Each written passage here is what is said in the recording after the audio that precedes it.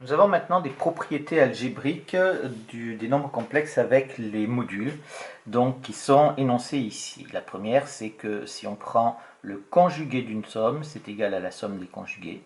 La deuxième, si on prend le conjugué d'une différence, c'est égal à la différence des conjugués. Le troisième, si je prends le conjugué d'un produit, c'est égal au produit du conjugué. Quatrième, si je prends l'inverse, le conjugué d'un inverse, c'est l'inverse du conjugué. Et le cinquième, si je prends le conjugué d'un quotient, c'est le quotient des conjugués. Et la sixième, ça marche avec les puissances. Donc, on a des propriétés, comme on est en terminale, en spécialité maths, il faut démontrer ces propriétés. Donc, on y va. La première, donc, on veut démontrer que le conjugué d'une somme est égal à la somme des conjugués. Donc, on va calculer z, on va faire une démonstration vraiment très calculatoire, hein, c'est pas très compliqué en soi. Je vais faire donc le conjugué de z plus z' est égal, donc ici, ça nous fait a plus bi plus A' plus B'I, ici, et là, tout en conjugué dessus. Il aurait fallu que je le trace à la règle, ça aurait été mieux. Ce qui nous fait, si je veux prendre le conjugué d'un nombre complexe, il faut que je l'écrive sous sa forme algébrique, il faut donc que je regroupe la partie réelle avec la partie réelle, la partie imaginaire, ensemble. Alors, ça nous fait A plus A', ça c'est la partie réelle, plus BI et B'I, je fais une petite factorisation partielle, je mets donc I, un facteur, et ça me fait donc B plus B'. Et il faut que je prenne, alors je vais prendre la règle, il faut que je prenne le conjugué de tout ça. Voilà. Et donc ici, quand j'ai le conjugué de tout ça, je sais que la partie réelle reste la même, j'obtiens donc A plus A', et par contre la partie imaginaire, se change ici, il faut prendre l'opposé, moins B plus B'I. D'autre part, donc ça voilà, je suis arrivé là, donc maintenant je fais d'autre part, et je calcule l'autre partie de l'égalité. Je rappelle que on veut montrer une égalité, donc pour montrer une égalité, je pars du premier, je fais égal, égal, en espérant que j'arrive au deuxième. Si j'estime que c'est trop compliqué, eh bien je vais partir du deuxième et essayer d'arriver au même endroit là où j'en étais sur l'autre. Donc d'autre part, si je fais z bar plus z' bar, ça va me faire est égal à A moins BI, puisque Z bar c'est A moins BI, plus A' moins B'I, ici, ce qui nous fait est égal à A plus A', moins B, alors ici, vous voyez que si je veux faire une factorisation, je vais mettre I en facteur, et je vais avoir moins B, et ici, moins B'. D'accord, je suis obligé de mettre un plus quand je fais ma factorisation comme ça, et ça me fait donc A plus A', et je mets moins 1 en facteur, ça nous fait moins B plus B', I, ici, d'où la propriété. J'ai ici 1, là j'ai 2, j'obtiens la même chose, d'où la propriété. D'où la propriété. Voilà pour cette première. La deuxième se fait exactement de la même manière, donc je ne vais pas la refaire. Deuxièmement, du coup, je mets trivial parce que c'est la même démonstration, il suffit de changer un plus par un moins. Donc, vous vous entraînerez pour la faire, c'est ce qu'il y aura de plus performant. La troisième, c'est le conjugué d'un produit. Alors, le conjugué d'un produit, on va le faire, c'est un petit peu plus calculatoire. Et je vais vous montrer autre chose. Vous voyez que là, je suis parti directement de z plus z', et puis avec un bar. Ce qui fait qu'il a fallu que je traîne la barre là un petit peu partout.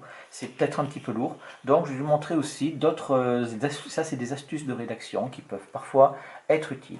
Donc dans la propriété, il faut que je calcule ZZ' bar. Donc qu'est-ce que je vais faire en fait pour éviter de trimballer la barre? Je vais calculer ZZ' et après je dirai combien vaut ZZ' bar. Donc ici, si je calcule ZZ', ZZ' c'est égal à A plus BI, facteur de A' plus B'I. Ce qui nous fait est égal à AA' plus AB'I plus BA'I et ici plus BB' I carré. On regroupe toutes les parties réelles imaginaires, là ça nous fait AA', I au carré vaut moins 1. Donc si I au carré vaut moins 1, ça nous fait moins BB'. Ça fait donc partie de la partie, pas imaginaire, mais réelle. Hein, je dis partie réelle. Et ensuite, j'ai plus ABI. Alors j'ai plus I, facteur de AB' plus BA'. I. Voilà. Je vais pouvoir dire, maintenant que j'ai calculé ZZ', je vais pouvoir dire donc que ZZ' bar est égal à AA' moins BB' moins AB' plus BA' fois I. Voilà, puisque je prends le conjugué de celui que j'ai au-dessus. Donc vous voyez, ça m'a évité de trimballer des barres de partout, et je calcule ce qu'il y a sous la barre, et après j'en prends le conjugué. D'autre part, maintenant je calcule Z bar fois Z' bar. Ça nous fait donc A moins BI, facteur de A' moins B'I. Ce qui nous fait donc est égal, ici je développe, ça nous fait AA' moins AB'I moins A'Bi et ici plus BB' I carré. Ce qui nous fait donc AA', la même chose, I au carré vaut moins 1, donc ça nous fait moins BB'. Et ensuite, ça nous fait plus I, facteur de quoi je me retrouve avec moins AB', moins A'B, ici. Et du coup, ça me fait bien AA' moins BB'. Là, le moins, je le mets en facteur, ça nous fait moins AB' plus A'B fois I. J'ai ici mon premier résultat qui est là, et j'ai mon deuxième résultat qui est là. C'est exactement la même chose, d'où la propriété.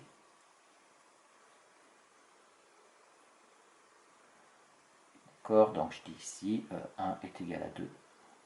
J'aurais pu l'écrire ici aussi, 1 est égal à 2, d'où la propriété. Voilà donc une astuce de calcul qui nous permet de faire tout ça. Ça, c'est donc les trois premières propriétés. La quatrième propriété, eh bien, c'est exactement la même chose. Donc, on calcule 1 sur z, je le fais parce que c'est une division. Les divisions, c'est toujours une difficulté. Ça nous fait donc 1 sur a plus bi, ce qui nous fait donc est égal à 1, facteur de a moins bi sur a plus bi, facteur de a moins bi. Je multiplie par la quantité conjuguée, d'accord? Ce qui nous fait donc est égal à ici a moins bi sur a carré moins b, a carré plus b carré. Pas de souci. Donc, je vais le laisser comme ça, on va voir si j'ai besoin d'aller au-delà. Je vais non, il me faut la forme conjuguée. Donc, c'est égal ici à a sur a carré plus b carré. Et ici, ça me fait moins b sur a carré plus b carré ici fois i. Je vais faire une entrée de fraction au bon endroit. Ici. Voilà. Donc, j'ai donc mon 1 sur z. Je vais pouvoir dire, donc, 1 sur z, cette fois-ci, bar, va être égal à quoi? Ça va être égal à a sur a au carré plus b carré, plus b sur a carré plus b carré, i. Je prends le conjugué de ça, donc le moins devient un plus, la partie imaginaire est opposée. Je calcule maintenant, d'autre part, je vais calculer 1 sur z bar. 1 sur z bar, c'est 1 sur a moins bi. Et c'est donc égal à quoi? C'est donc égal à a moins bi. Alors à 1 fois a plus bi sur a moins bi, facteur de a plus bi. Je multiplie le dénominateur par la forme conjuguée du dénominateur, c'est-à-dire par a plus bi en bas et en haut. Et ça me fait donc égal à quoi? Ça me fait donc égal à a plus bi sur, ici, a au carré plus moins b au carré. Puisque la partie réelle c'est a, la partie imaginaire c'est moins b. On aurait aussi pu prendre celui-là, hein, on aurait pi prendre a au carré plus b au carré, puisque on peut prendre invariablement n'importe laquelle, ça fait donner la même chose. Et donc ça, c'est égal à a plus bi sur a au carré, et moins b au carré, ça nous fait donc plus b au carré. Et ça nous fait donc le résultat qu'on a après, c'est-à-dire a sur a au carré plus b carré, plus b sur a carré plus b carré fois i. Et je me retrouve ici avec mon premier résultat qui est là, mon deuxième qui est là, qui sont égaux. On a donc le premier qui est égal au deuxième, d'où la propriété. Voilà pour cette quatrième propriété. Alors, la cinquième, celle-là, elle m'intéresse, la démonstration, parce que c'est une astuce de démonstration que vous allez rencontrer très très souvent en spécialité et même dans les maths expertes. Donc, c'est la plus importante de toutes les démonstrations. Les autres sont très calculatoires. Celle-là, elle va utiliser les propriétés précédentes. Donc, je prends donc z sur z' bar. J'ai pas mis ici, je rajoute dans la propriété parce que c'est important étant donné que je vais faire une division. Je vais prendre z différent de 0 et z' différent de 0 pour pouvoir faire mon 1 sur z et mon z sur z'. Donc je prends z sur z' bar. Z sur z' bar, c'est égal à quoi? C'est égal, alors là, j'utilise les propriétés sur les fractions, c'est z multiplié par 1 sur z', et le tout bar. Voilà, ça, il n'y a pas de propriété, c'est juste que j'utilise la fraction, que 2 tiers, c'est 2 fois 1 tiers. Maintenant, je vais pouvoir utiliser quelle propriété? Je vais pouvoir utiliser cette propriété 3, qui me dit que quand j'ai un produit, eh bien, j'ai le produit des conjugués.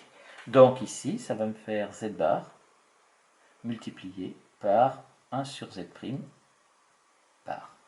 Et ça, ici, donc, je mets d'après la propriété, c'est la numéro 3. Ça, c'est propriété 3. D'accord, qui me justifie cette égalité. Et maintenant, ça va me faire donc z bar multiplié 1 sur z', et bien je vais utiliser la propriété 4, donc qui me dit que le conjugué de 1 sur z', c'est 1 sur le conjugué de z'. Et ça, c'est donc la propriété 4 que j'utilise ici. Et ça me fait donc, est égal, maintenant j'utilise le reste sur les fractions, ça me fait donc z bar sur z' bar. Voilà, donc cette propriété, cette démonstration, cette de la propriété 5 est très très importante parce que c'est quelque chose qu'on va retrouver, que vous allez retrouver avec le logarithme népérien, que vous avez déjà vu l'an dernier un petit peu avec la fonction exponentielle, quand je me rappelle. Donc voilà, c'est un mécanisme de démonstration qui est toujours le même. Une petite précision aussi, vous voyez que ici, quand je prends le conjugué d'un quotient, je fais la barre plus grande que celle du quotient. D'accord? Donc faites très attention. Ici, quand je fais ça, là par contre, j'ai la barre de quotient qui est plus grande que mes barres de conjugué. Donc ça indique bien que la barre de conjugué, elle concerne que le z, et elle ne concerne pas la fraction tout entière. D'accord? Ça, c'est des principes d'écriture qu'il faut respecter. On arrive à la dernière propriété, la 6. Et donc la 6, on veut démontrer que pour tout entier naturel n, z à la puissance n, le conjugué de z à la puissance n est égal au conjugué de z à la puissance n, et bien ici, comme on a pour tout entier naturel n, on va faire par récurrence. Donc ici, par récurrence. Une démonstration par récurrence. On y va pour l'initialisation. Initialisation. Donc, initialisation, c'est au premier rang. Au premier rang, on donne la valeur de n. Au premier rang, on a n égale 0. n égale 0, on veut donc montrer que le conjugué de z à la puissance 0 est égal au conjugué de z à la puissance 0. Donc quand on veut montrer une égalité, on calcule ce qui est à gauche, on calcule ce qui est à droite, et on regarde si on trouve le même résultat. Faites très très très attention de ne pas écrire la conclusion en première ligne. Donc ici, je vais calculer z à la puissance 0 avec un conjugué dessus, ça c'est égal, alors z à la puissance 0, ça nous fait 1, c'est donc le conjugué de 1, ça nous fait donc égal à 1. Et d'autre part, j'ai bien le z ici le conjugué de z à la puissance 0, ben lui qui est égal à 1 directement, parce que n'importe quoi à la puissance 0, de toute façon, ça fait 1. Donc ici, on a bien z à la puissance 0 est égal à le conjugué de z à la puissance 0 est égal au conjugué de z, le tout à la puissance 0. La propriété est vraie au premier rang. La propriété est vraie au premier rang. On passe maintenant à l'étape d'hérédité. L'étape d'hérédité, il faut donc montrer que la propriété se transmet d'une génération à la suivante. Pour cela, il faut qu'on suppose la propriété vraie à une génération donnée. Donc ça, c'est ce qu'on appelle l'hypothèse de récurrence. Hypothèse de récurrence. Hypothèse de récurrence. Deux points. Alors, je marque HR puisque on n'a pas le droit aux abréviations. Donc, moi, je dis là-dedans l'abréviation que je vais choisir pour pouvoir faire ma démonstration. Donc, on suppose la propriété vraie à un rang n donné. Vraie à un rang n donné. Alors, moi, je prends la même chose que je prends le rang n, je ne prends pas un rang p ou un rang k, etc. Je prends un rang n, ça n'a aucune importance, puisqu'en fait, si on prend la lettre n, la génération d'après, ce sera n plus 1. Si on prend k, ça sera k plus 1. C'est juste du détail. Dans le supérieur, vous prendrez toujours n. Donc, on suppose la propriété vraie à un rang n donné, et je la donne, cette propriété, c'est-à-dire que le conjugué de z à la puissance n est égal au conjugué de z à la puissance n. Ça, c'est donc notre hypothèse de récurrence qu'il va falloir, à un moment ou à un autre, qu'il va falloir utiliser. D'accord? Hypothèse de récurrence ici. On sait qu'il va falloir impérativement l'utiliser après. La deuxième partie, c'est l'étape d'hérédité en elle-même, c'est-à-dire au rang suivant. Donc au rang suivant, il faut montrer cette propriété-là, mais pas au rang n, mais au rang n plus 1, et il faut le montrer en utilisant cette chose-là. Donc ici, quand vous faites ça, marquez toujours ce que vous voulez montrer pour avoir votre objectif et pour ne pas l'oublier, pour savoir où vous allez. Donc ici, on veut montrer que eh bien, on réécrit cette propriété-là en remplaçant partout, et je dis bien partout, n par n plus 1. Z, le conjugué de z à la puissance n plus 1 est égal au conjugué de z à la puissance n plus 1. Voilà ce qu'on veut montrer. Si vous voulez, pour bien dire qu'on n'est pas dans la résolution et qu'on n'est pas dans la démonstration, vous pouvez le mettre en parenthèse pour dire que c'est un pense-bête et que vous avez écrit ça pour savoir où est-ce que vous voulez aller. D'accord ? Bien, on veut montrer une égalité. On veut montrer une égalité. Pour montrer une égalité, c'est toujours la même chose. On part d'un côté et on se débrouille pour arriver au deuxième. Donc ici, on va partir de la démonstration. Ça va nous faire donc z à la puissance n plus 1, le conjugué de z à la puissance n plus 1.